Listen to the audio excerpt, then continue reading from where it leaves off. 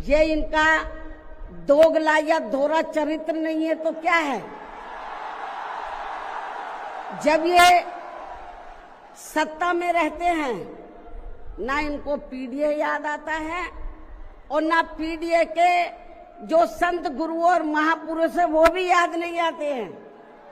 जब ये सत्ता से बाहर हो जाते हैं तब इनको हमारे संत गुरु और महापुरुष याद आते हैं। तो ऐसे दोगले लोगों से आप लोगों को बहुत ही सावधान रहने की जरूरत है। मेन कमाल आप लोगों का है।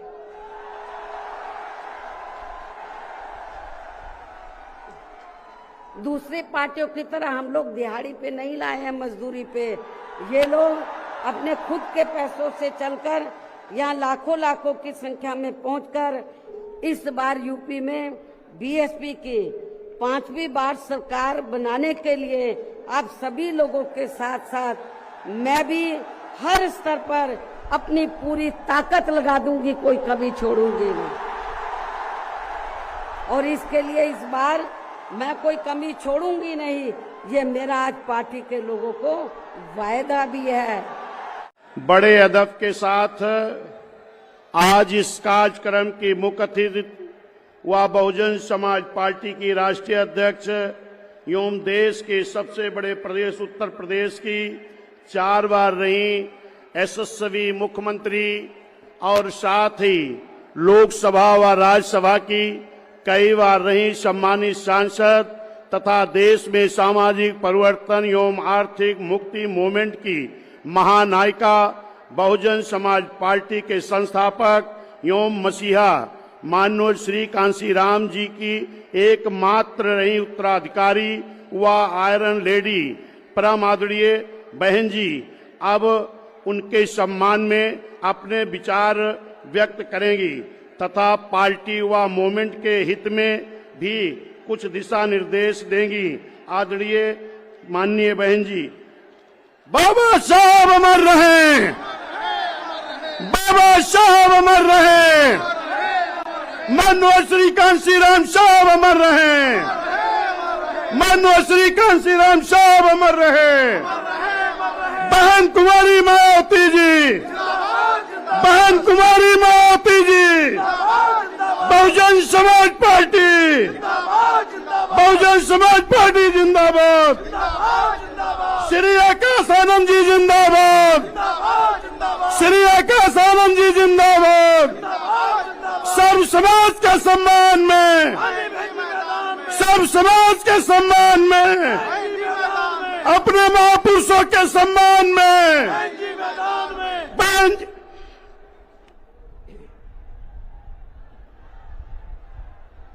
उत्तर प्रदेश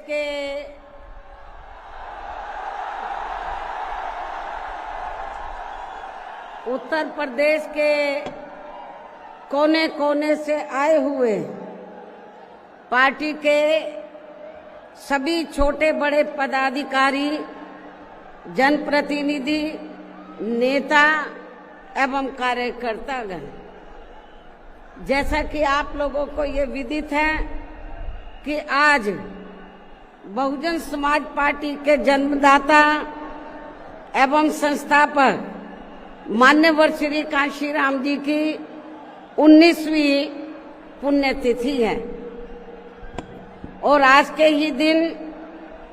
उनका लंबी बीमारी के कारण देहांत हुआ था, जो अब हमारे बीच में नहीं रहे हैं। लेकिन बहुजन समाज के हित में इनका समर्पित रहा संपूर्ण जीवन हमारे लिए हमेशा यादगार व अमर रहेगा। ऐसे महान व्यक्तित्व को आज मेरे साथ साथ आप लोग भी अपार संख्या में, अर्थात लाखों लाखों की संख्या में यहाँ यूपी की राजधानी लखनऊ में बीएसपी की रही सरकार द्वारा इनके सम्मान में निर्मित किए गए भव्य व अति विशाल मान्यवर श्री कांशीराम जी स्मारक स्थल पर इनको अपने श्रद्धा सुमन अर्पित करने के लिए पहुंचे हैं। हालांकि आप लोगों को ये भी मालूम है कि इनके सम्मान में बनाए गए इस स्थल के कुछ हिस्सों की समय से मरम्मत नहीं होने की वजह से आप लोग भी पिछले कुछ समय से यहाँ इनकी प्रतिमा पर अपने पुष्प अर्पित नहीं कर पा रहे थे। लेकिन अब यहाँ मरम्मत का अधिकांश कार्य पूरा हो जाने के बाद इस बार मेरे साथ साथ आप लोग भी भीड़ के मामले में अपना पिछला खुद का सभी रिकॉर्ड तोड़ते हुए भीड़ के मामले में अपना पिछला खुद का सभी रिकॉर्ड तोड़ते हुए यहाँ लाखों लाखों की संख्या में इस स्थल पर मान्यवर श्री कांशीराम जी को अपने श्रद्धा सुमन अर्पित करने के लिए पहुंचे हैं, जिसके लिए पार्टी आपकी बहुत बहुत आभारी है। साथ ही वर्तमान राज्य सरकार की भी बहुत बहुत आभारी है। और इसलिए आभारी है क्योंकि इस स्थल को देखने वाले लोगों के टिकटों का इकट्ठा हुआ पैसा पूर्व की रही सपा सरकार की तरह वर्तमान भाजपा की राज्य सरकार ने इसे दबाकर नहीं रखा है, बल्कि पार्टी के आग्रह करने पर इसकी मरम्मत करने पर पूरा खर्च किया है। इस संबंध में मैं आप लोगों को ये बताना चाहती हूँ, जब यूपी में हमारी सरकार थी और ये मान्यवर श्री कांशीराम जी के आदर सम्मान में ये जो विशाल स्मारक स्थल जब बनाया गया था, तो हमने उसी समय हमारी सरकार ने ये व्यवस्था की थी कि हम देखने वालों के लिए इस पर हम टिकट की व्यवस्था करेंगे और इसका जो पैसा आएगा टिकट का, तो वो किसी और मद पर खर्च नहीं किया जाएगा, बल्कि जितने भी उत्तर प्रदेश की राजधानी लखनऊ में जो स्मारक बने हैं, पार्क बने हैं, तो उनके रख रखाव पर खर्च किया जाएगा। तो ये हमने व्यवस्था की थी। लेकिन दुख की बात यह है कि जब वर्तमान भाजपा की सरकार से पहले यहाँ सपा की सरकार थी, तो सपा की सरकार ने उस टिकट के पैसे को दबा कर रखा, एक पैसा खर्च नहीं किया इनके रख रखाव पर, और हालत बड़ी जर्जर हो गई थी स्थलों की। यही नहीं, और भी स्थल थे, पार्क थे, उनकी हालत बड़ी खराब हो गई थी। तो तब मैंने उत्तर प्रदेश के मुख्यमंत्री जी को ये कहा, लिखित चिट्ठी के जरिए उनसे रिक्वेस्ट किया कि हम आपसे ये नहीं कहते कि दूसरे मद का पैसा आप इनके रख रखाव पर लगाओ, तो जो देखने वालों का टिकटों का पैसा काफी बड़ी तादाद में इकट्ठा हो गया है गवर्नमेंट के पास, उस पैसे को इनके रख रखाव पर लगाया जाए। तो उत्तर प्रदेश की वर्तमान भाजपा की सरकार ने इस मामले को दिखवाया पूरा, और उसके बाद उन्होंने हमें कमिट किया, प्रॉमिस किया कि हम जो भी पैसा टिकटों को आया है हम दूसरे मद पे नहीं लगाएंगे, बल्कि इन स्थलों के रख रखाव पर लगाएंगे। उन्होंने ये लगाया, इसलिए हमारी पार्टी उनकी आभारी है। लेकिन वहीं दूसरी तरफ समाजवादी पार्टी की समाजवादी पार्टी कि जब यूपी में सरकार थी और ये स्थल बन चुके थे तो उन्होंने इनके रख रखाव पर कोई पैसा खर्च नहीं किया, टिकटों का पैसा दबा कर रख लिया। लेकिन जब अब वो सत्ता से बाहर है समाजवादी पार्टी, तो अभी 2-3 दिन पहले वो मीडिया में खबर छपवा रहे थे कि हम मान्यवर श्री कांशीराम जी के सम्मान में संगोष्ठी करेंगे। लेकिन जब वो सरकार में रहते हैं तो ना उन्हें पीडीए याद आता है और ना मान्यवर श्री कांशीराम जी की जयंती और ना ही पुण्यतिथि उनको याद आती है सरकार में रहकर। लेकिन जब वो सत्ता से बाहर हो जाते हैं तो समाजवादी पार्टी को फिर याद आता है कि हमें संगोष्ठी करनी चाहिए।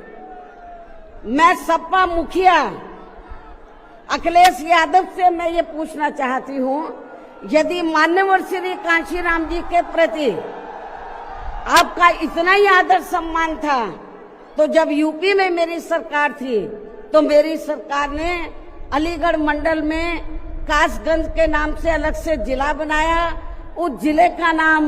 मान्यवर श्री कांशीराम जी नगर के नाम से रखा था। लेकिन जैसे ही समाजवादी पार्टी पावर में आई उन्होंने नाम बदल दिया। मान्यवर श्री कांशीराम जी के नाम पर हमने कॉलेज, यूनिवर्सिटी, अनेकों संस्थानों के नाम रखे, अनेकों संस्थानों के नाम रखे, जनहित की योजनाएं शुरू की। सारी के सारी अधिकांश जो बड़ी बड़ी योजनाएं थी वो सभी की सभी इन्होंने बंद कर दी समाजवादी पार्टी की सरकार ने। ये इनका दोगला या दोहरा चरित्र नहीं है तो क्या है? जब ये सत्ता में रहते हैं ना इनको पीडीए याद आता है और ना पीडीए के जो संत गुरु और महापुरुष है वो भी याद नहीं आते हैं। जब ये सत्ता से बाहर हो जाते हैं तब इनको हमारे संत गुरु और महापुरुष याद आते हैं। तो ऐसे दोगले लोगों से आप लोगों को बहुत ही सावधान रहने की जरूरत है। और अब मैं मान्यवर श्री कांशीराम जी जो पंजाब राज्य के एक मध्यम दलित परिवार में पैदा हुए हैं तो इनके बारे में मैं ये कहना चाहूंगी कि इन्होंने भारतीय संविधान के मूल निर्माता एवं दलितों व अन्य उपेक्षित वर्गों के मसीहा परम पूज्य बाबा साहब डॉक्टर भीमराव अंबेडकर की मूवमेंट से व इनके कड़े संघर्ष एवं अथक प्रयासों से देश के खासकर करोड़ों दलितों, आदिवासियों, पिछड़े वर्गों,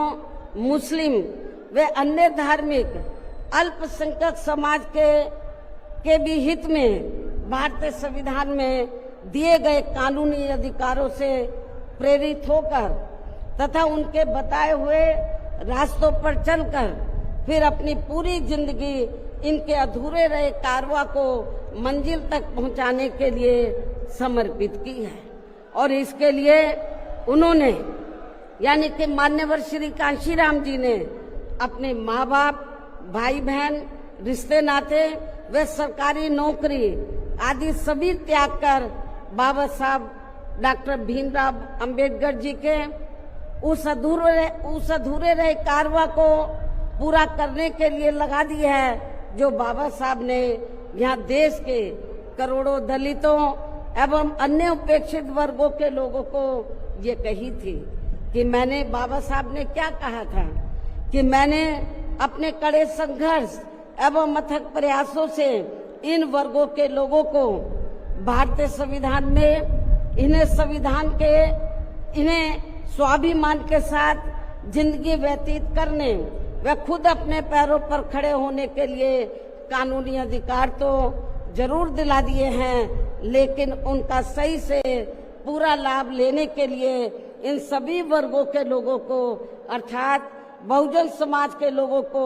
आपस में एकजुट होकर वे इन्हें अपने विशाल वोटों के जरिए यहाँ केंद्र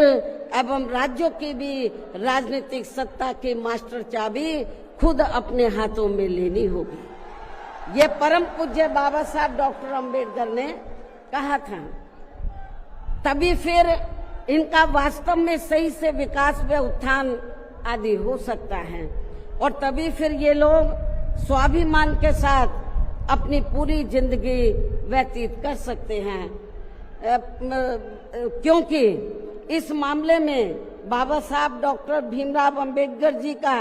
ये कहना था कि देश में राजनीतिक सत्ता वह एक ऐसी मास्टर चाबी है जिसके जरिए इन वर्गों के लोग अपनी सभी समस्याओं का समाधान खुद कर सकते हैं। साथ ही ये लोग भी यहाँ अन्य वर्गों की तरह पूरे आत्मसम्मान व स्वाभिमान के साथ अपनी खुशहाल जिंदगी व्यतीत कर सकते हैं। और इसके लिए बाबा साहब डॉक्टर भीमराव अंबेडकर जी ने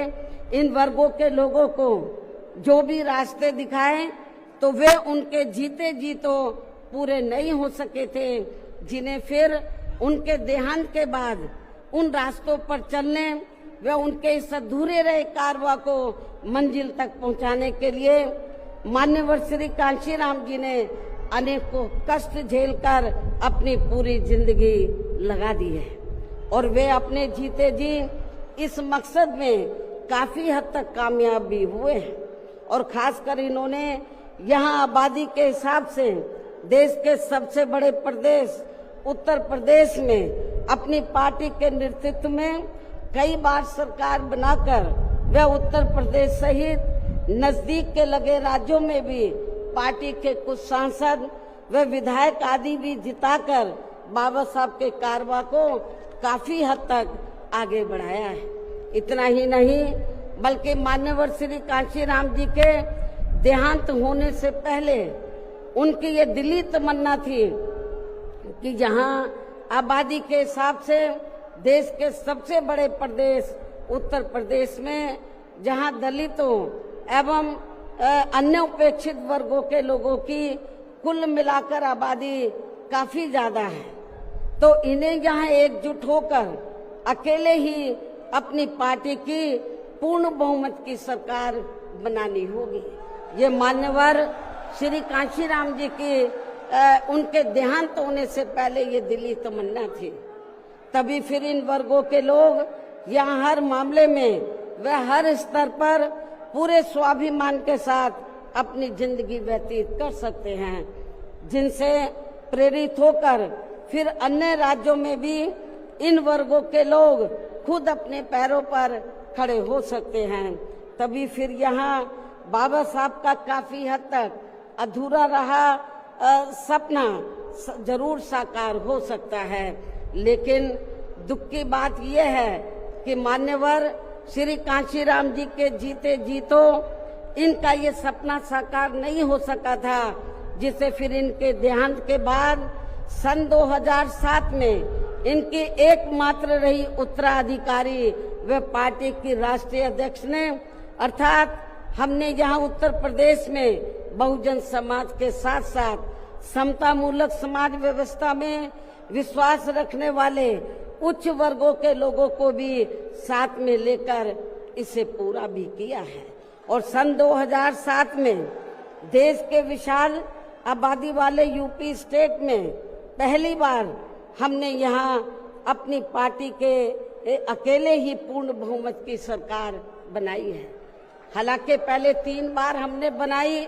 वो मिली जुली सरकार थी, लेकिन चौथी बार हमने अकेले अपने बलबूते पर यूपी में पूर्ण बहुमत की सरकार बनाई है। जो यहाँ खासकर कांग्रेस, बीजेपी, सपा व अन्य जातिवादी पार्टियों को कतई भी अच्छा नहीं लगा है, जबकि इससे पहले केंद्र की रही भाजपा सरकार ने सत्ता का दुरुपयोग करके मेरे ऊपर व मेरे माँ बाप, भाई बहन एवं अन्य रिश्ते नातों आदि के ऊपर भी अनेकों गलत एवं फर्जी केस दर्ज करा के हम सभी को जबरदस्ती इनकम टैक्स व सीबीआई आदि के जंजाल में फंसाकर हमारी छवि को धूमिल करने का हर संभव पूरा प्रयास किया है। इसके साथ साथ आगे चलकर इन सब मामलों में केंद्र की रही कांग्रेसी सरकार ने भी हमें न्याय देने के बजाय बल्कि काफी उलझा दिया था और तब फिर हमें इन सब के विरुद्ध माननीय कोर्ट में भी जाना पड़ा है, जहां हमें न्याय मिला है। इस प्रकार से ये सब भी हमें काफी कुछ झेलना पड़ा है, लेकिन ऐसे विकट व संघर्ष भरे हालातों में भी हमने बाबा साहब डॉक्टर भीमराव अंबेडकर के बताए हुए रास्तों पर चलकर यहाँ उत्तर प्रदेश में सन 2007 में हुए विधानसभा चुनाव में अकेले ही ये चुनाव लड़कर फिर अपनी पार्टी की पूर्ण बहुमत की सरकार बनाई है। और हमने यहाँ बाबा साहब डॉक्टर भीमराव अंबेडकर एवं मान्यवर श्री कांशीराम जी आदि के सपनों को काफी हद तक साकार किया है और इसके लिए हमने अपनी सरकार में यहाँ जातिवादी, संकीर्ण व पूंजीवादी व्यवस्था के शिकार रहे लोगों को अर्थात सर्व समाज में से खासकर गरीबों, दलितों, आदिवासियों, पिछड़े वर्गों के साथ साथ मुस्लिम एवं अन्य धार्मिक अल्पसंख्यक समाज के लोगों के भी हित व कल्याण में अनेकों ऐतिहासिक कार्य किए हैं, जिनके नाम बदलकर उन्हें अब अन्य राज्यों में विभिन्न पार्टियों की सरकारें भुना रही हैं, जबकि इसका वास्तव में असली श्रेय बीएसपी को ही जाता है। साथ ही हमारी पार्टी की रही सरकार ने दलितों एवं अन्य उपेक्षित वर्गों के लोगों के हितों का सभी मामलों में पूरा ध्यान रखा है। खासकर आरक्षण का तो इन्हें पूरा लाभ दिया है। इतना ही नहीं बल्कि हमने यह अपनी सरकार में सर्व समाज में से गरीबों, मजदूरों, बेरोजगारों, किसानों, वकीलों, कर्मचारियों, व्यापारियों एवं अन्य मेहनतकश लोगों के साथ साथ यहाँ छात्रों, युवाओं, महिलाओं व बुजुर्गों आदि के भी हितों में काफी महत्वपूर्ण कार्य किए हैं, जिनसे इन्हें काफी ज्यादा लाभ पहुंचा है। इनके साथ साथ हमारी पार्टी की रही सरकार ने प्रदेश में अपराध नियंत्रण एवं कानून व्यवस्था को भी चुस्त व दुरुस्त करने के लिए यहाँ जाति, धर्म व दलगत राजनीति से ऊपर उठकर कार्य किए हैं, ताकि प्रदेश में अमन चैन व शांति व्यवस्था आदि कायम रहे, जिसकी प्रदेश में उस समय काफी जरूरत भी थी। साथ ही कानून व्यवस्था के मामले में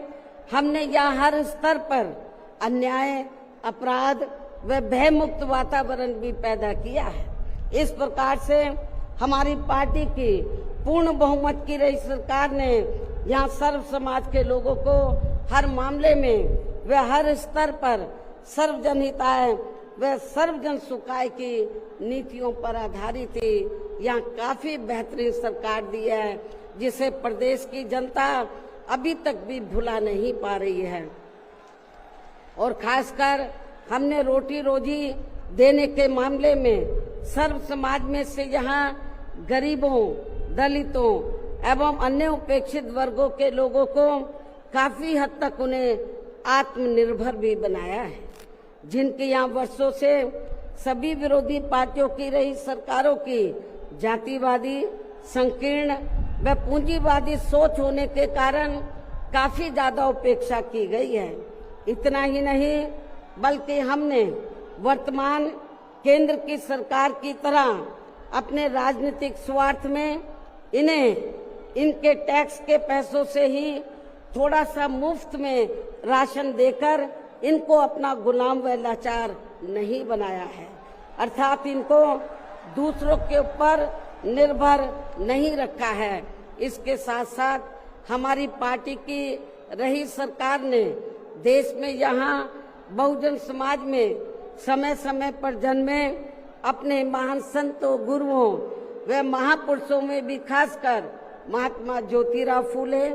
छत्रपति शाहू जी महाराज, नारायण गुरु, बाबा साहब डॉक्टर भीमराव अंबेडकर, मान्यवर श्री कांशीराम जी, संत गुरु रविदास जी व गौतम बुद्ध आदि को भी विभिन्न रूपों में पूरा आदर सम्मान दिया है। जो ये सब यहाँ जातिवादी पार्टियों को कतई भी रास नहीं आ रहे हैं और इस मामले में समाजवादी पार्टी तो सबसे आगे रही है। और अब ये समाजवादी पार्टी यहाँ अपने राजनीतिक स्वार्थ में जबरन पीडीए आदि की हवाई बातें करके इन वर्गों को गुमराह करने में लगी है, जबकि हमारी पार्टी की रही सरकार ने अपने संतों, गुरुओं व महापुरुषों आदि के नाम पर यहाँ प्रदेश में जिन जिलों, संस्थानों एवं योजनाओं आदि के नाम रखे थे, तो उनमें से काफी को तो सपा की रही सरकार ने बदल दिया है, जैसा कि शुरू में मैंने आप लोगों को बताया है। साथ ही हमने इन वर्गों के विकास व उत्थान में जो अनेकों महत्वपूर्ण योजनाएं शुरू की थी,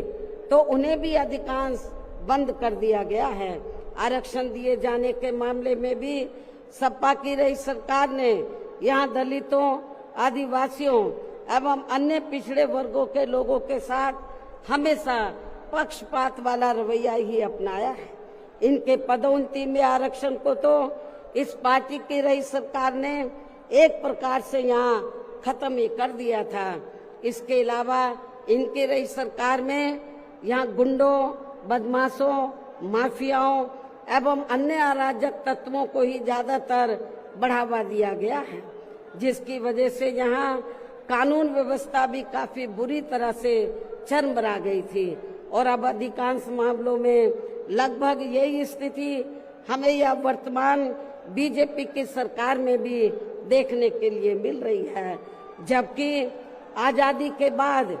इनसे पहले यहाँ शुरू में काफी वर्षों तक कांग्रेस पार्टी के रहे शासनकाल में तो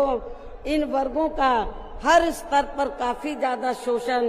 व उत्पीड़न आदि हुआ है। एक प्रकार से कुल मिलाकर यहाँ यूपी में कांग्रेस पार्टी का भी ज्यादातर जातिवादी, संकीर्ण व पूंजीवादी सोच के आधार पर ही शासन चलता रहा है। और सन 1975 में देश में लगी इमरजेंसी में तो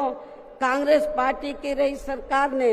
यहाँ बाबा साहब के संविधान को भी काफी हद तक प्रभावहीन ही बना दिया था, जिसकी आड़ में अब इस पार्टी के लोग आए दिन किस्म किस्म की नाटकबाजी करते रहते हैं। संविधान को हाथ में लेकर किस्म किस्म की नाटकबाजी करते रहते हैं। इसके साथ साथ कांग्रेस पार्टी ने हर प्रकार के हथकंडे इस्तेमाल करके बाबा साहब डॉक्टर भीमराव अंबेडकर को संसद में भी चुनकर नहीं जाने दिया था। इसके अलावा केंद्र में इसी कांग्रेस पार्टी की रही सरकार ने भारतीय संविधान के मूल निर्माता एवं उपेक्षित वर्गों के मसीहा परम पूज्य बाबा साहब डॉक्टर भीमराव अंबेडकर को भारत रत्न की उपाधि से भी सम्मानित नहीं किया था। इसके बाद फिर इनकी मूवमेंट को आगे गति देने वाले मान्यवर श्री कांशीराम जी को भी उनके देहांत के बाद केंद्र में रही इसी कांग्रेस पार्टी की सरकार ने इनके सम्मान में एक दिन के लिए भी राष्ट्रीय शोक घोषित नहीं किया था। इसी प्रकार समाजवादी पार्टी की भी सरकार ने एक दिन के लिए भी राष्ट्रीय शोक घोषित नहीं किया था। साथ ही इन्होंने देश में पिछड़े वर्गों की आरक्षण संबंधी मंडल कमीशन की रिपोर्ट को भी लागू नहीं किया था, जिसे फिर बीएसपी के अथक प्रयासों से श्री बीपी सिंह जी की रही सरकार में ही लागू किया गया था। इसके साथ साथ उसी समय ही बाबा साहब डॉक्टर भीमराव अंबेडकर जी को भी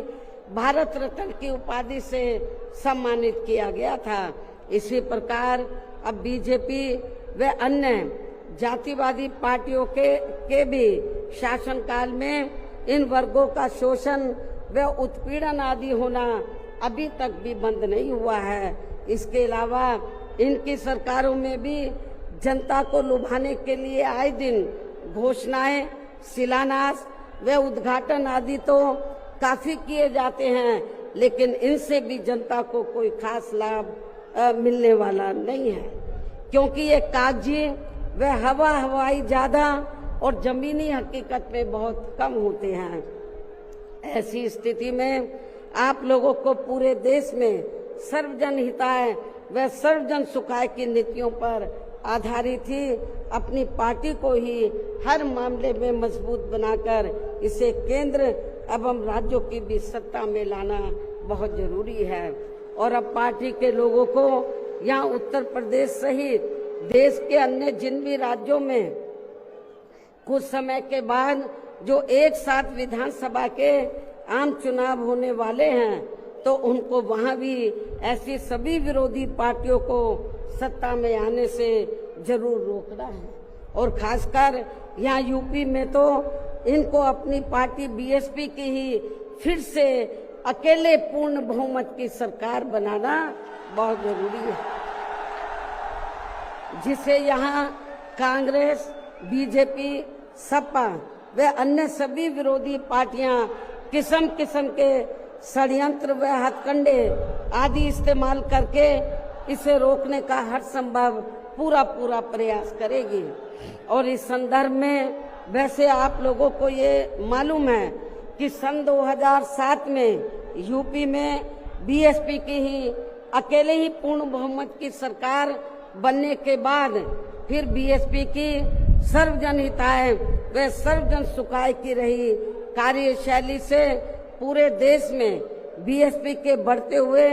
प्रभाव को देखकर फिर यहाँ सभी जातिवादी, संकीर्ण व पूंजीवादी पार्टियों ने अंदर अंदर आपस में एकजुट होकर अपनी पार्टी को यहाँ सत्ता में वापस नहीं आने दिया है। साथ ही देश के अन्य राज्यों में भी अपनी पार्टी को आगे नहीं बढ़ने दिया है, क्योंकि बीएसपी के यहाँ अकेले ही सत्ता में आने पर यहाँ यूपी में सन 2007 में बीएसपी के यहाँ अकेले ही सत्ता में आने पर इनको ये डर था, सभी जो जातिवादी पार्टियां हैं इनको ये डर था कि यदि बीएसपी को आगे बढ़ने से नहीं रोका गया तो फिर ये पार्टी केंद्र की सत्ता तक भी जरूर पहुंच सकती है, जिससे घबराकर फिर बीएसपी को पुनः या सत्ता में आने से व पूरे देश में भी आगे बढ़ने से रोकने के लिए फिर हुआ ये कि इसके बाद फिर खासकर यूपी में जो भी विधानसभा व अन्य राज्यों में भी विधानसभा व देश में लोकसभा के आम चुनाव हुए हैं, तो उन सभी चुनावों में यहाँ कांग्रेस, बीजेपी, सपा व अन्य सभी विरोधी पार्टियों ने अपनी खासकर जातिवादी मानसिकता के तहत चलकर वे अंदर अंदर आपस में एकजुट होकर तथा किस्म किस्म के हथकंडे इस्तेमाल करके फिर बीएसपी को इन्होंने कामयाब नहीं होने दिया। सारी जातिवादी पार्टियां अंदर अंदर एक हो गई थी। एक होकर इन्होंने जहां जहां बीएसपी जीत रही थी तो वहां इनको हराया, जो विरोधियों के कैंडिडेट जीत रहे थे उनको इन्होंने अपना वोट ट्रांसफर कराया।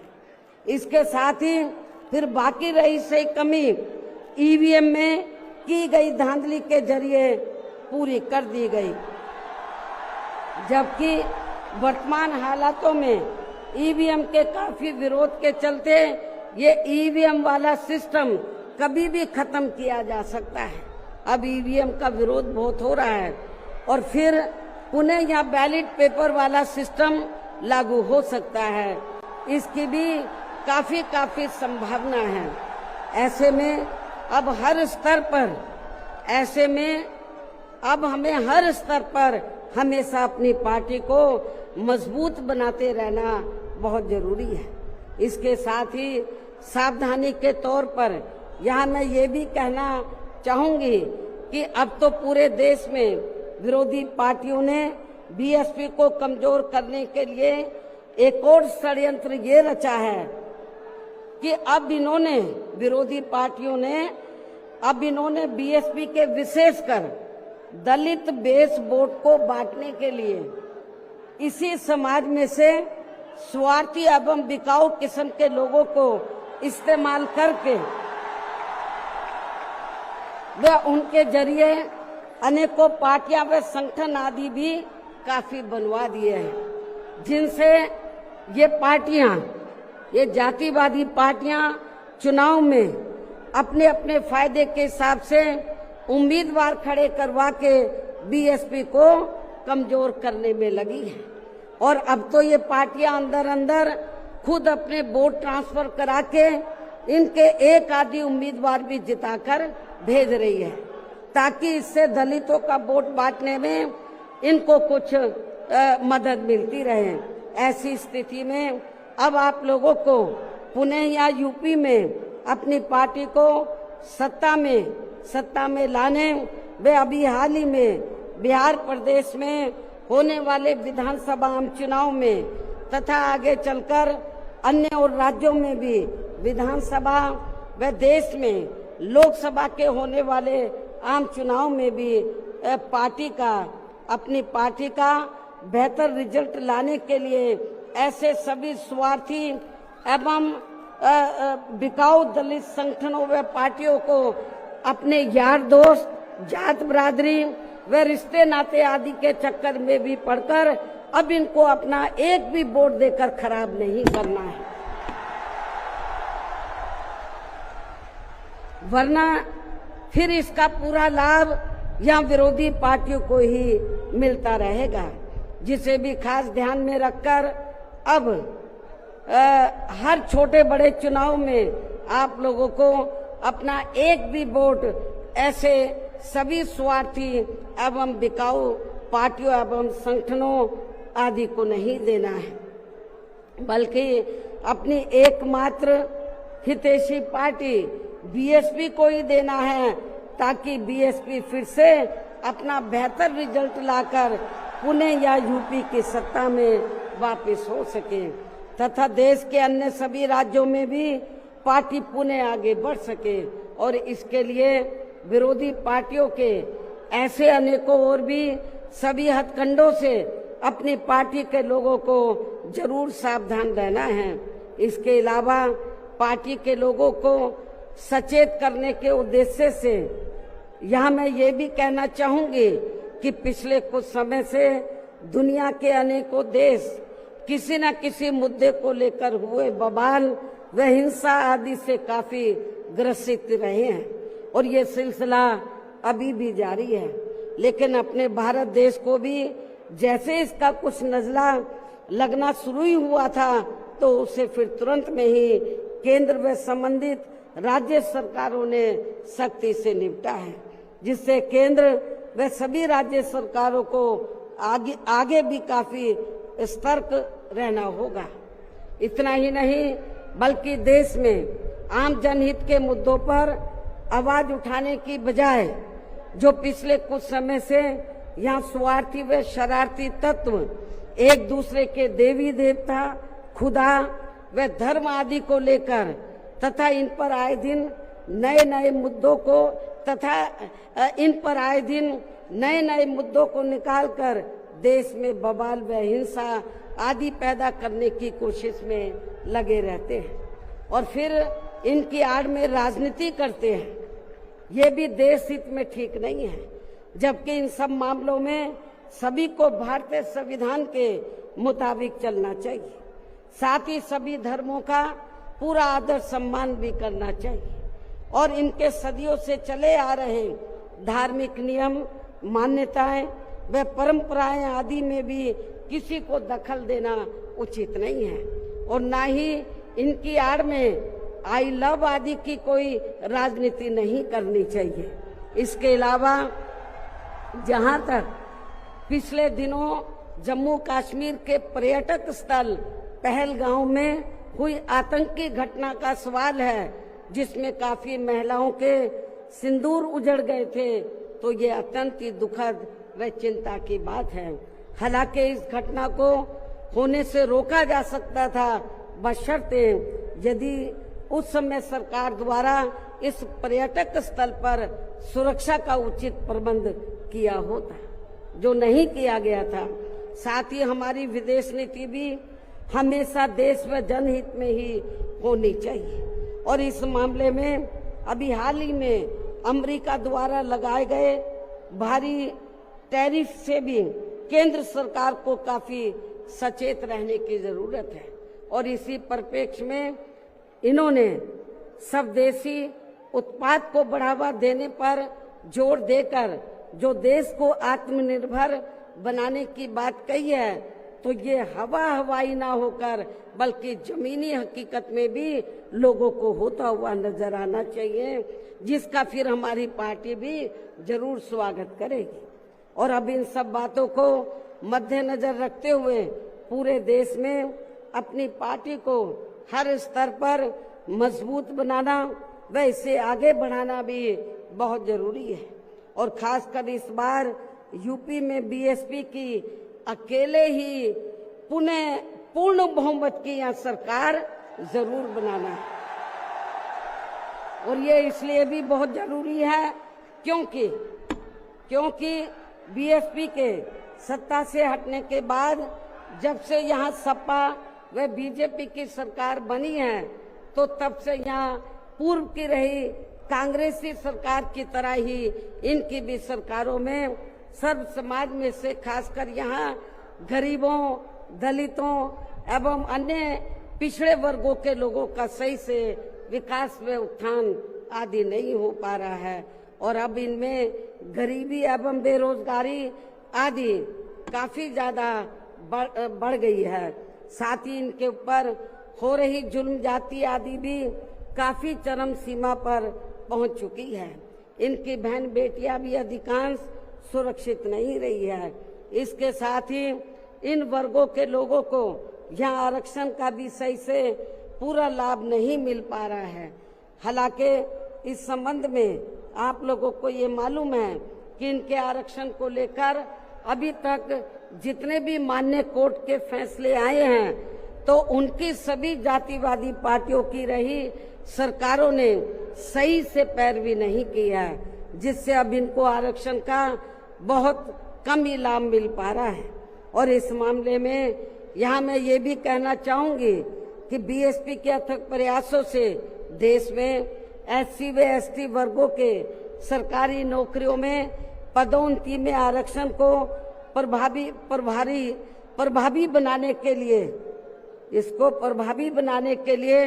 जब केंद्र की रही कांग्रेसी सरकार में संवैधानिक संशोधन विधेयक संसद में लाया गया था, तो तब उसे कांग्रेस पार्टी ने बीजेपी व अन्य आरक्षण विरोधी पार्टियों की अंदरूनी मिलीभगत से पास तक भी नहीं होने दिया था, जो अभी तक भी संसद में लटका पड़ा है। जबकि समाजवादी पार्टी के सांसदों ने तो इस बिल को ही संसद में फाड़ दिया था। इतनी ज्यादा इस पार्टी को इनके पदोन्नति में आरक्षण दिए जाने को लेकर इस बिल से इनको जबरदस्त एलर्जी थी, नफरत थी। ऐसे में अब आप ही ये बताएं,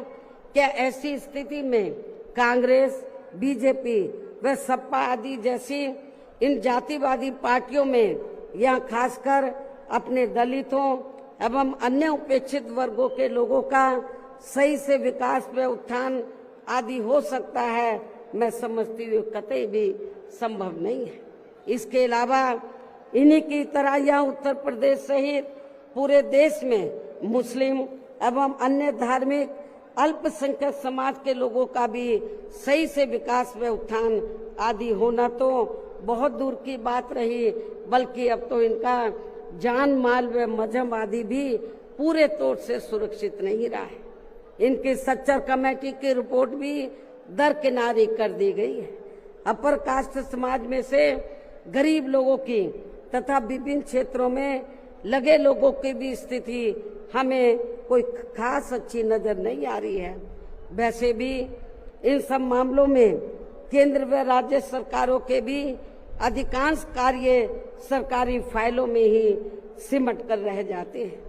ये भी छिपा नहीं है। कानून व्यवस्था भी यूपी सहित पूरे देश में कोई खास अच्छी नहीं है। हर प्रकार के अपराध भी काफी बढ़ रहे हैं। ऐसे में ये विरोधी पार्टियां सत्ता में आने के लिए खासकर चुनाव के समय में अपने अपने चुनावी घोषणा पत्रों में जो किस्म किस्म के लुभावने वायदे करती हैं, तो उनको फिर ये पार्टियां सत्ता में आने के बाद 50% भी लागू नहीं करती हैं। साथ ही इनके गलत आर्थिक नीतियों की वजह से पूरे देश में गरीबी, बेरोजगारी व महंगाई आदि भी लगातार बढ़ती जा रही है, जिन पर पर्दा डालने के लिए अब ये पार्टियां आए दिन किस्म किस्म के हथकंडे इस्तेमाल करती रहती हैं। इतना ही नहीं बल्कि अब तो सत्ता एवं विपक्ष अंदर अंदर मिलकर वे अपनी जातिवादी मानसिकता के तहत चलकर यहाँ बाबा साहब डॉक्टर भीमराव अंबेडकर द्वारा निर्मित किए गए इनके मानवतावादी व समता मूलक भारतीय संविधान को भी बदलकर इसे ये पुराने वाले जातिवादी ढांचे में ही परिवर्तित करना चाहते हैं, जिसके लिए इनके साधु संत भी आए दिन पैरवी करते रहते हैं, जिसे हमारी पार्टी बीएसपी कतई भी बदलने नहीं देगी, चाहे इसके लिए हमें कितना भी संघर्ष क्यों ना करना पड़े। तभी फिर यहाँ दलितों, आदिवासियों, पिछड़े वर्गों एवं अन्य उपेक्षित वर्गों के लोगों के कानूनी अधिकार सुरक्षित व बचे रह सकते हैं। वरना इन वर्गों के लोगों को अभी तक थोड़ा बहुत जो भी लाभ मिल रहा है, तो फिर यहाँ संविधान बदलने पर ये काफी कुछ खत्म ही हो जाएगा, जिन्हें बचाने व बरकरार रखने के लिए इन सभी वर्गों के लोगों को बीएसपी के झंडे तले आपस में एकजुट होना बहुत जरूरी है। साथ ही अपनी बीएसपी पार्टी को हर स्तर पर मजबूत बनाकर इसे सत्ता में भी लाना बहुत जरूरी है, क्योंकि बीएसपी ही एक ऐसी पार्टी है जो यहाँ बाबा साहब के बनाए गए संविधान को सुरक्षित रख सकती है और संविधान के मुताबिक चलकर यहाँ सदियों से उपेक्षित रहे दलित एवं अन्य उपेक्षित वर्गों के लोगों को अपने पैरों पर खड़ा कर सकती है। और ये सब आप लोगों ने यूपी में अपनी पार्टी की 4 बार रही सरकार के दौरान होते हुए देखा है। ऐसे में अब यूपी में बीएसपी को ही फिर से सत्ता में लाकर यहाँ की जनता को हर मामले में खुशहाल बनाना होगा, जिसके लिए पार्टी के लोगों को सन 2007 में हुए विधानसभा चुनाव की तरह ही इस बार भी यहाँ पूरे प्रदेश में प्रत्येक पोलिंग बूथ स्तर पर अब इसके लिए करना क्या आप लोगों को, जिसके लिए पार्टी के लोगों को सन 2007 में हुए विधानसभा चुनाव की तरह ही इस बार भी यहाँ पूरे प्रदेश में प्रत्येक पोलिंग बूथ स्तर पर सर्व समाज को व विशेषकर बहुजन समाज के लोगों को उनकी छोटी छोटी बैठकों के जरिए उन्हें बीएसपी की सर्वजन हिताय व सर्वजन सुखाय की नीतियों एवं सिद्धांतों आदि से जोड़ना है और इस दौरान इन्हें बीएसपी के बेहतरीन रहे शासन काल की उपलब्धियों के बारे में बताना है। साथ ही उन्हें विरोधी पार्टियों के किस्म किस्म के हथकंडों से सावधान रहने के बारे में भी जरूर बताना है। और आज जो भी बातें मैं आप लोगों के सामने रख रही हूं, तो उन्हें भी इन छोटी छोटी बैठकों में जरूर बताना है। और यदि पार्टी के लोग मेरी इन सब बातों पर सही से अमल कर लेते हैं, तो फिर इस बार अपनी पार्टी के हाथों में यहाँ सत्ता जरूर आ जाएगी। इसके अलावा जहां तक अपनी पार्टी के लिए अकेले चुनाव लड़ने का सवाल है, आप लोग ध्यान से सुने मेरी बात। इसके अलावा जहां तक अपनी पार्टी के लिए अकेले चुनाव लड़ने का सवाल है, तो इसके बारे में भी यहाँ मैं अपनी पार्टी के अब तक के रहे अनुभवों को ध्यान में रखकर ये बताना जरूरी समझती हूँ कि देश के अन्य प्रदेशों की तरह खासकर यहाँ यूपी में जब भी हमारी पार्टी ने विधानसभा का आम चुनाव गठबंधन करके लड़ा है, तो तब फिर हमारी पार्टी को कोई विशेष लाभ नहीं हुआ है, क्योंकि हमारी पार्टी का जो वोट है, हमारी पार्टी का वोट तो गठबंधन वाली पार्टी को एक तरफा ट्रांसफर हो जाता है, लेकिन उनका जातिवादी मानसिकता की वजह से विशेषकर अपर कास्ट समाज का वोट बीएसपी के उम्मीदवारों को ट्रांसफर नहीं हो पाता है। और वास्तव में यही सही और हकीकत भी है, जिससे फिर हमारी पार्टी के उम्मीदवार भी बहुत कम जीत पाते हैं तथा पार्टी का वोट प्रतिशत भी काफी कम हो जाता है। इसके साथ ही गठबंधन की सरकार बनने पर अपनी पार्टी के नेतृत्व में बनी ये सरकार समय से पहले ही गिर जाती है। जब हम गठबंधन करके चाहे चुनाव लड़ें, वोट प्रतिशत भी कम होता है, सरकार बनाए तो समय से पहले ही गिर जाती है। जैसे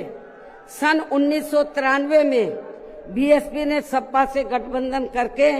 यहाँ यूपी में विधानसभा का आम चुनाव लड़ा था, तो पार्टी केवल 67 सीटें ही जीत पाई थी। उसके बाद फिर 1996 में पार्टी ने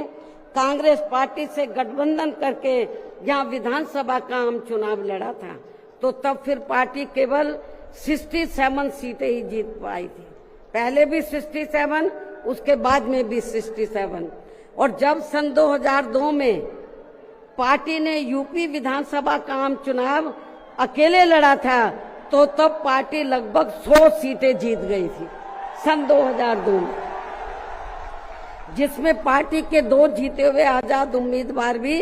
शामिल हैं, जिनको किन्हीं कारणवश सिंबल समय से नहीं मिल पाया था। और फिर इससे पार्टी के लोगों का काफी मनोबल भी बढ़ा था। लेकिन यहाँ खास ध्यान देने की बात यह है कि पार्टी इन तीनों बार गठबंधन की बनी सरकार में अपना कभी भी समय पूरा नहीं कर पाई। हमने तीनों बार जब गठबंधन करके सरकार बनाई तो कभी भी अपना समय पूरा नहीं कर पाई है, अर्थात समय से पहले ही गिर गई है। आप रिकॉर्ड उठाकर देख लो। इसके बाद सन 2007 में पार्टी ने फिर से अकेले यहाँ यूपी में विधानसभा का आम चुनाव लड़ा था, तो तब फिर अपनी पार्टी 200 से ऊपर सीटें जीत गई थी। और फिर हमने यहाँ यूपी में पहली बार पूरे 5 साल के लिए अकेले ही अपनी पार्टी की पूर्ण बहुमत की सरकार बनाई थी। और इस दौरान हमने सर्व समाज के हित में काफी ऐतिहासिक कार्य किए थे। ऐसे में पार्टी द्वारा गठबंधन करके चुनाव लड़ने से या फिर गठबंधन की सरकार बनाने से भी यहाँ सर्व समाज में से खासकर गरीबों एवं बहुजन समाज के लोगों का सही से विकास व उत्थान आदि नहीं हो सकता है। इसलिए इस बार यहाँ यूपी विधानसभा के होने वाले आम चुनाव में अब तक के रहे अनुभवों के मुताबिक हमारी पार्टी ने सन 2007 की तरह ही अकेले ये चुनाव लड़ने का फैसला लिया है। वैसे मुझे ये पूरा भरोसा है कि आज के कार्यक्रम में अपने खुद के पिछले सभी रिकॉर्ड तोड़ते हुए उम्मीद से कई गुना ज्यादा लाखों की संख्या में आई ये अपार भीड़ इस बार यहाँ यूपी में होने वाले विधानसभा आम चुनाव में अपनी पार्टी को सत्ता में जरूर लाएगी। और इसके लिए अभी से ही पार्टी के लोगों को यहाँ विरोधी पार्टियों के पुराने व नए सभी षड्यंत्रों व हथकंडों आदि से सावधानी बरतते हुए अपनी पार्टी के जनाधार को बड़े पैमाने पर बढ़ाना है। साथ ही हर स्तर पर पार्टी को मजबूत भी बनाना है। विरोधियों की अफवाहों से भी पार्टी के लोगों को जरूर सचेत रखना है। और इस संबंध में इसका ताजा हथकंडा ये है कि इन्होंने आज के 9 अक्टूबर के कार्यक्रम के घोषित होने से घोषित होते ही पिछले महीने से ये अफवाह फैलाना शुरू कर दिया था। मैं क्यों बोल रही हूँ अफवाहों से सावधान रहना है, क्योंकि इस संबंध में ताजा उदाहरण ये है कि इन्होंने आज के 9 अक्टूबर के कार्यक्रम के घोषित होते ही पिछले महीने से ये अफवाह फैलाना शुरू कर दिया था कि दूसरी पार्टियों के फलाना वरिष्ठ नेता बीएसपी में आ रहे हैं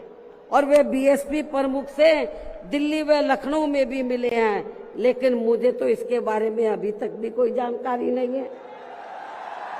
मिलना तो बहुत दूर की बात है और मैं कभी छिप के नहीं मिलती हूँ, जब मिलती हूँ तो खुले में मिलती हूँ मन। इतना ही नहीं बल्कि अन्य और भी मामलों में किस्म किस्म की गलत, झूठी व तथ्यहीन खबरें एवं अफवाहें आदि फैलाने के लिए भी यहाँ विरोधी लोग सोशल मीडिया, जातिवादी मानसिकता वाले टीवी चैनल एवं प्रिंट मीडिया आदि का भी काफी दुरुपयोग व गलत इस्तेमाल कर सकते हैं। जबकि विरोधी लोग सन 2007 में भी ऐसी अफवाहें फैलाते रहे हैं, लेकिन उस समय हमारे लोगों के गुमराह ना होने की वजह से फिर अपनी पार्टी की यहाँ अकेले ही पूर्ण बहुमत की सरकार बन गई थी। और यदि पार्टी के लोग इस बार भी चुनाव में वोट पड़ने तक या किसी भी मामले में गुमराह नहीं होते हैं तो फिर इस बार हमारी पार्टी की पुनः या पूर्ण बहुमत की सरकार जरूर बन जाएगी। वैसे मुझे पूरी उम्मीद है कि पार्टी के लोग मेरी इन सब बातों पर सही से अमल करके इस बार अपनी पार्टी बीएसपी को ही अकेले यहाँ सत्ता में जरूर लाएंगे और अपनी बहन जी को 5वीं बार यूपी का मुख्यमंत्री भी जरूर बनाएंगे। और आज ये लाखों लाखों की तादाद में आई अपार भीड़ व उनका जोश व उत्साह भी इस बात के काफी कुछ संकेत दे रहा है। जिनको यहाँ दूसरी पार्टियों की तरह ये जो लाखों लाखों की संख्या में लोग आए हैं तो इनको यहाँ दूसरी पार्टियों की तरह मजदूरी देकर दिहाड़ी पर नहीं लाया गया है, बल्कि ये लोग अपने खून पसीने की कमाई के पैसों से ही खुद चलकर आज के अपने 9 अक्टूबर के प्रोग्राम में मुझे सुनने के लिए आए, जिन्होंने भीड़ के मामले में आज अपने खुद के भी अपने पिछले सभी रिकॉर्ड तोड़ दिए हैं। और अब मैं यहाँ आप लोगों को ये भी विश्वास दिलाना चाहती हूँ, जब इस बार बीएसपी की पुनः यहाँ पूर्ण बहुमत की सरकार बन जाएगी तो तब फिर हमारी पार्टी की बनी ये सरकार यहाँ पिछली रही सपा सरकार ने व वर्तमान में चल रही बीजेपी की भी सरकार ने, जो इन्होंने अपनी जातिवादी, संकीर्ण व पूंजीवादी मानसिकता के तहत चलकर काफी नए नए नियम व कानून आदि बना दिए हैं, तो उनकी जरूर समीक्षा की जाएगी। और इनमें से जो भी नियम व कानून आदि सर्वजन हिताय व सर्वजन सुखाय की नीतियों एवं सिद्धांतों आदि से जुड़े नहीं होंगे तो उन्हें फिर सर्व समाज के हित में जरूर बदल दिया जाएगा। इसके साथ साथ बीएसपी की पूर्व की रही सरकार में खासकर दलित एवं अन्य उपेक्षित वर्गों के हितों के लिए लिए गए फैसलों को जो इनकी सरकारों ने काफी बदल दिए हैं, तो उन्हें भी यहाँ फिर से पुरानी वाली स्थिति में ही लाया जाएगा, अर्थात उन्हें बहाल कर दिया जाएगा। इसके अलावा सपा व बीजेपी की सरकार ने भी प्रदेश व जनहित के विरुद्ध जाकर जो कुछ भी गलत फैसले ले लिए हैं तो उनकी भी समीक्षा करके उन्हें सही स्थिति में लाया जाएगा। साथ ही मेरी पूर्व की रही सरकारों की तरह ही हर मामले में व हर स्तर पर यहाँ सर्व समाज के व विभिन्न क्षेत्रों में लगे लोगों के हितों का तथा बेहतर कानून व्यवस्था बनाने पर भी विशेष ध्यान रखा जाएगा। साथ ही सर्व समाज में से गरीब एवं बेरोजगार लोगों को जिसमें पुरुष व महिलाएं आदि दोनों शामिल हैं, इनको रोटी रोजी के साधन देने के लिए विशेष बल दिया जाएगा, जोर दिया जाएगा। यहाँ यूपी के लोगों को रोटी रोजी के मामले में पलायन नहीं करना पड़ेगा, आपको अपने प्रदेश में ही रोटी रोजी के साधन दिए जाएंगे। और इन सब मामलों में सर्व समाज में से खासकर गरीबों, दलितों, आदिवासियों, पिछड़े वर्गों, मुस्लिम एवं अन्य धार्मिक अल्पसंख्यक समाज के लोगों का हर मामले में प्राथमिकता के आधार पर पूरा ध्यान रखा जाएगा। और इन सब कार्यों के लिए इस बार पुनः यहाँ अपनी पार्टी की पूर्ण बहुमत की सरकार बनाना बहुत जरूरी है, जिसकी पूरी उम्मीद भी है। इन्हीं जरूरी बातों के साथ ही अब मैं ये भी कहना चाहूंगी कि अपनी पार्टी को हर स्तर पर मजबूती देकर उसे बरकरार बनाए रखने के लिए जिस प्रकार से पार्टी के लोगों ने माननीय श्री कांशीराम जी के देहांत होने के बाद भी पार्टी की हर परिस्थिति में हमेशा मेरा साथ दिया है और अभी भी दे रहे हैं, तो ये मेरे व पार्टी के लिए बहुत ही गर्व की बात है। और अब तो पार्टी के राष्ट्रीय संयोजक श्री आकाश आनंद भी बीएसपी की मूवमेंट से काफी हद तक जुड़ चुके हैं, जो ये भी पार्टी के लिए अच्छे शुभ संकेत हैं। और अब ये यानी कि आकाश आनंद मेरे मार्गदर्शन व दिशा निर्देशन में अपनी पूरी लगन एवं मेहनत के साथ पार्टी को मजबूती देने में व पार्टी के जनाधार को भी बढ़ाने में पूरे जी जान से लगे, जिससे पार्टी के लोगों में आए दिन इनके प्रति काफी लगाव व उत्साह भी बढ़ा है। ये भी पार्टी हित में अच्छी बात है, जिसे ध्यान में रखकर अब मेरा इनके बारे में, आकाश आनंद के बारे में ये कहना है कि जिस प्रकार से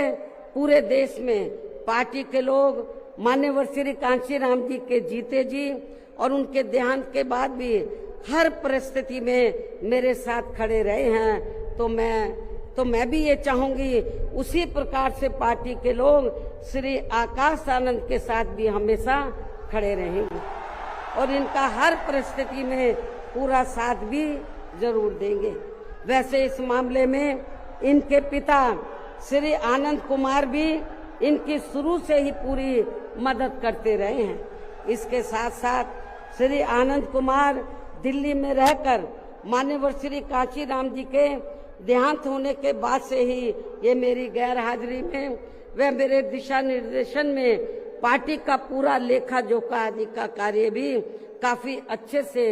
संभाल रहे हैं, जो ये पार्टी का खास कार्य है। इसलिए इनको पार्टी का राष्ट्रीय उपाध्यक्ष बनाकर इन्हें पार्टी की ये अति महत्वपूर्ण जिम्मेवारी सौंपी हुई। इसी प्रकार से पार्टी के राष्ट्रीय महासचिव श्री एस.सी. मिश्रा जी को भी हमने पार्टी का लीगल व मीडिया का तथा अपने खुद के समाज को भी, अपने खुद के ब्राह्मण समाज को भी पार्टी में जोड़ने का ये विशेष कार्य सौंपा हुआ है, जिसे ये मेरे दिशा निर्देशन में अपनी जिम्मेवारी को सही से निभा रहे हैं। हालांकि इनके बेटे श्री कपिल मिश्रा ने भी आज के कार्यक्रम में यह फ्री मेडिकल मदद देने की भी व्यवस्था की है, जो इनका ये कार्य पार्टी के प्रति इनके सेवा भाव को भी काफी कुछ दर्शाता है। पार्टी के हमारे विधायक श्री उमा शंकर सिंह जी भी पार्टी व मूवमेंट के हित में हमेशा मददगार व सक्रिय रहते हैं तथा इनको भी अपने खुद के समाज को पार्टी में जोड़ने की एक खास जिम्मेवारी सौंपी हुई है, जिससे ये पूरी ईमानदारी व निष्ठा से निभा रहे हैं। यूपी बीएसपी प्रदेश अध्यक्ष श्री विश्वनाथ पाल भी पार्टी संगठन का कार्य देखने व पिछड़े वर्गों को जोड़ने के साथ साथ ये पूरे प्रदेश में जहाँ जहाँ भी बहुजन समाज के लोगों पर जुर्म जाति आदि होती है, तो वहाँ ये मेरे दिशा निर्देशन में जाकर उन्हें न्याय दिलवाने का भी पूरा प्रयास करते हैं। ये इनका पार्टी हित में अभी तक काफी सराहनीय कार्य चल रहा है। इसके अलावा आज के कार्यक्रम की सही व्यवस्था करने में लखनऊ जिला व मंडल यूनिट ने भी अपनी अहम भूमिका निभाई है। श्री जमील अख्तर प्रदेश कार्यालय से जुड़े लोगों ने भी आज के इस कार्यक्रम को सफल बनवाने में कोई कमी नहीं छोड़ी है और ये सभी लोग भी बधाई के पात्र हैं। साथ ही प्रदेश के सभी छोटे बड़े पदाधिकारियों एवं कार्यकर्ताओं आदि की भी कड़ी मेहनत मेन कमाल आप लोगों का है, जिनको मेन कमाल आप लोगों का है। साथ ही प्रदेश के सभी छोटे बड़े पदाधिकारियों एवं कार्यकर्ताओं आदि की भी कड़ी मेहनत व उनके अथक प्रयासों से आज मान्यवर श्री कांशीराम जी की पुण्यतिथि के कार्यक्रम में पूरे उत्तर प्रदेश के कोने कोने से लाखों की संख्या में पार्टी के जो लोग इनको अपने श्रद्धा सुमन अर्पित करने तथा मुझे भी सुनने के लिए यहाँ आए हैं। साथ ही आपके पड़ोसी राज्य उत्तराखंड स्टेट से भी पार्टी के कुछ लोग आपके यहाँ इस कार्यक्रम से काफी कुछ सीखने के लिए आए हुए हैं, तो उन सभी का भी मैं दिल से धन्यवाद अदा करती हूँ। हालांकि हमने कोई बाहर के लोगों को इधर नहीं बुलाया है, वो चोरी से अपने आप ही आ गए पूरे देश से और छिपकर कहीं बैठे हुए हैं कि बहन जी कहीं नाराज ना हो जाए। लेकिन मैं नाराज नहीं हो रही, आप लोगों ने आप आ भी गए हैं, आपका भी मैं थैंक्स अदा करती हूँ। लेकिन अब आप लोगों को अपने राज्यों में जाकर यहाँ जो कुछ मैंने बोला है उन सब बातों पर अमल करते हुए तो आप लोगों को पार्टी के जनाधार को आगे बढ़ाना है। तो जिन्होंने क्योंकि जो भी लोग हैं तो बहुत कुछ यहाँ सीखने के लिए आए हैं। वो किस लिए आए हैं? वर्कर है थोड़े से बेचारे थोड़े कि जब बहन जी हमारे स्टेट में आएगी तो हम लोग भी यूपी से पीछे नहीं रहेंगे, हम लोग भी बड़ा प्रोग्राम करके दिखाएंगे। तो जिन्होंने पूर्व की तरह ही यानी कि पूरे यूपी से जो बड़ी तादाद में लोग आए हैं तो इनको मैंने जैसे आपको बताया दूसरी पार्टियों की तरह हम लोग दिहाड़ी पे नहीं लाए हैं, मजदूरी पे। ये लोग अपने खुद के पैसों से चलकर यहाँ लाखों की संख्या में पहुंचकर वे भीड़ लाने के मामले में भी अपने खुद के ही पिछले सभी रिकॉर्ड तोड़ते हुए इस बार मान्यवर श्री कांशीराम जी के पुण्यतिथि के कार्यक्रम को ऐतिहासिक व जबरदस्त कामयाब बनाया है। साथ ही देश के अन्य सभी राज्यों में भी आज मान्यवर श्री कांशीराम जी की पुण्यतिथि के विभिन्न स्तर पर किए गए कार्यक्रम भी काफी कामयाब रहे हैं। उनकी भी पार्टी बहुत आभारी है। अंत में अब मैं पार्टी के लोगों को ये भी भरोसा दिलाना चाहती हूँ, इस बार यूपी में बीएसपी की 5वीं बार सरकार बनाने के लिए आप सभी लोगों के साथ साथ मैं भी हर स्तर पर अपनी पूरी ताकत लगा दूंगी, कोई कभी छोड़ूंगी नहीं। और इसके लिए इस बार मैं कोई कमी छोड़ूंगी नहीं, ये मेरा आज पार्टी के लोगों को वायदा भी है। और अब मैं पुनः अपनी तरफ से व उत्तर प्रदेश सहित पूरे देश में पार्टी के सभी लोगों की तरफ से भी मान्यवर श्री कांशीराम जी को आज उनकी 19वीं पुण्यतिथि के मौके पर पूरे तहे दिल से अपने श्रद्धा सुमन अर्पित करते हुए अपनी बात यहीं समाप्त करती हूँ। धन्यवाद। जय भीम व जय भारत।